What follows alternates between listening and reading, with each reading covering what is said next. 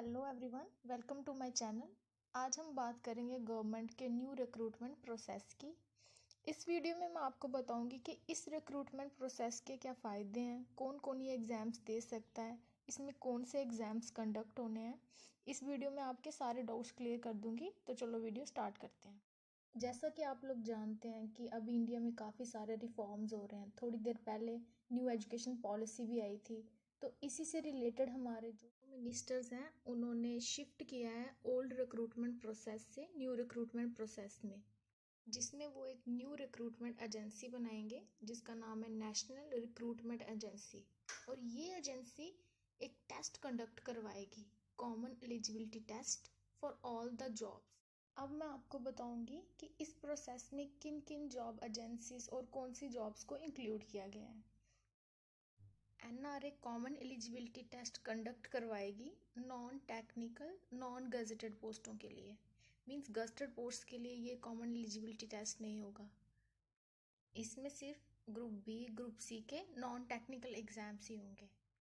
और NRA mainly conduct करवाएगा central government के गवर्नमेंट और बैंकिंग सेक्टर के जॉब्स, जो कि मेनली एसएससी आरआरबी या आईबीपीएस कंडक्ट करवाता है। और भी बहुत सारी एजेंसीज जो सेंट्रल गवर्नमेंट के अंडर आती हैं वो भी अब एनआरए कंडक्ट करवाएगा। वैसे तो हमारी स्टेट गवर्नमेंट अभी तो इंक्लूड नहीं हुई है। मींस इंडिया की जितनी भी स्टेट्स हैं उन्होंने इस चीज़ के लिए एमओयू साइन नहीं किया है। पर सेंट्रल गवर्नमेंट ने अपील की है उनसे कि आप भी इस प्रोसेस में पार्टिसिपेट करें और ऐसे ही एग्ज़ाम्स कंडक्ट करवाएं। मींस उनके एग्ज़ाम्स भी एनआरए ही कंडक्ट करवाएं। अब अगर मैं बात करूँ न्यू रिक्रूटमेंट प्रोसेस के बेनिफिट्स की, तो सबसे बड़ा बेनिफिट मुझे इसमें ये लग रहा है कि अब जो स्टूडेंट्स हेजिटेट करते थे फॉर्म फिल करने में, मींस हम लोग काफ़ी बार सोचते हैं कि ये फॉर्म कितने का है, कि फॉर्म कितने का है, 1000-2000 तक फॉर्म्स की फ़ीस होती है।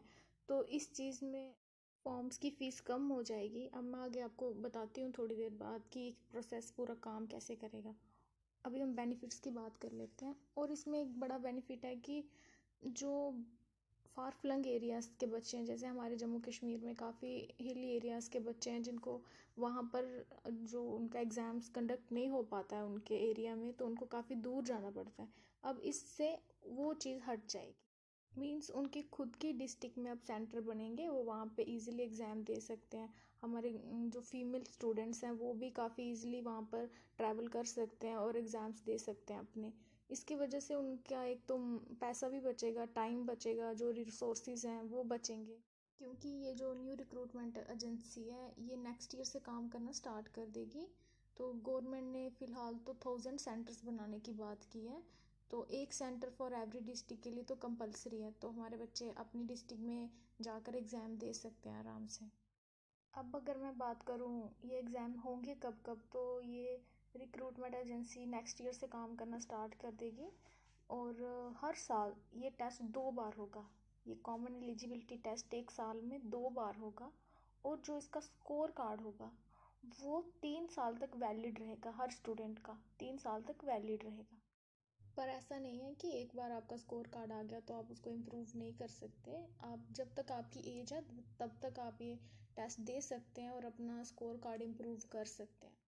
अब अगर मैं बात करूं कि कौन सी लैंग्वेज में ये एग्ज़ाम कंडक्ट होगा, तो ये एग्ज़ाम हिंदी इंग्लिश के अलावा और भी 12 लैंग्वेजेस में कंडक्ट होगा। तो कोई प्रॉब्लम नहीं होगी किसी भी लैंग्वेज के एग्ज़ाम्स को एनआरए को कंडक्ट करवाने में। अब अगर मैं बात करूं कि ये रिक्रूटमेंट प्रोसेस काम कैसे करेगा, तो आप मैं आपको एक एग्जांपल के साथ समझाती हूँ, तो प्लीज़ थोड़ा ध्यान से सुनिएगा। जैसे कि एसएससी आईबीपीएस आरआरबी अपना एग्ज़ाम्स कंडक्ट करवाते हैं। पहले वो प्रीलिमिनरी एग्ज़ाम लेते हैं, फिर मेंस एग्ज़ाम लेते हैं। तो ये रिक्रूटमेंट प्रोसेस है जो ये एग्ज़ाम कंडक्ट करवाएगा, कॉमन एलिजिबिलिटी टेस्ट। उसमें ये इन तीनों के प्रीलिमिनरी एग्ज़ाम्स को एक साथ ही कंडक्ट करवा देगा। मीन्स सब बच्चे प्रीलिमिनरी एग्ज़ाम्स इन तीनों का सेम एग्ज़ाम पेपर आएगा।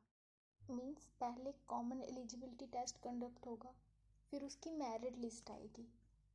समझ लो कि किसी बच्चे के 100 में से 50 मार्क्स आए। कॉमन एलिजिबिलिटी टेस्ट है 100 मार्क्स का, उसकी 50 स्कोर आया है। तो जब भी बैंकिंग में या आरआरबी में अगर कोई न्यू रिक्रूटमेंट निकलती है तो वो बैंकिंग वाले बोलते हैं कि 45+ यहाँ पे अप्लाई कर सकते हैं, तो वो बच्चा जिसके 50 आए हुए हैं वो वहाँ पे अप्लाई कर सकता है। फिर वो बैंकिंग का मेन एग्ज़ाम देगा और मेंस के बाद आगे जो उसका प्रोसेस होगा वैसे ही चलेगा। इस चीज़ से हुआ ये है कि स्टूडेंट्स से बर्डन कम हो गया है। मीन सिर्फ स्टूडेंट्स से नहीं, जो भी रिक्रूटमेंट एजेंसीज हैं उनका भी बर्डन कम हो गया, उनकी भी सिक्योरिटी एक्सपेंडिचर अदर बहुत सारे खर्चे होते थे, तो उस चीज़ का फायदा हुआ है एजेंसीज को भी। और इसके अलावा स्टूडेंट्स को मौका दिया जाएगा जब तक भी उनकी एज है अपना स्कोर कार्ड इम्प्रूव करने की। और वैसे तो हमारे स्टेट एग्ज़ाम्स तो इसके अंडर नहीं होंगे, पर अभी हो सकता है कि नियर फ्यूचर में स्टेट गवर्नमेंट के एग्ज़ाम और प्राइवेट सेक्टर के एग्ज़ाम्स भी एनआरए ही कंडक्ट करवाए। एक और इम्पॉर्टेंट बात इस रिक्रूटमेंट की ये है कि एनआरए सिर्फ ऑनलाइन एग्ज़ाम्स ही कंडक्ट करवाएगा। पर इसका ये फ़ायदा है कि जो रिमोट एरियाज़ के बच्चे हैं, दूर से हैं, हो सकता है कि वो उस डिस्ट्रिक्ट में उन बच्चों के लिए डेमो क्लासेस भी लगवा दें ताकि उनको ऑनलाइन एग्ज़ाम्स देने का थोड़ा डर निकल जाए और वो आराम से अपना एग्ज़ाम दे सकें। तो ये था detailed analysis of recruitment process. अगर आपको ये वीडियो अच्छी लगी तो kindly like and subscribe to my channel, and अगर आप कोई इम्प्रूवमेंट चाहते हैं तो please comment down below. Thank you very much.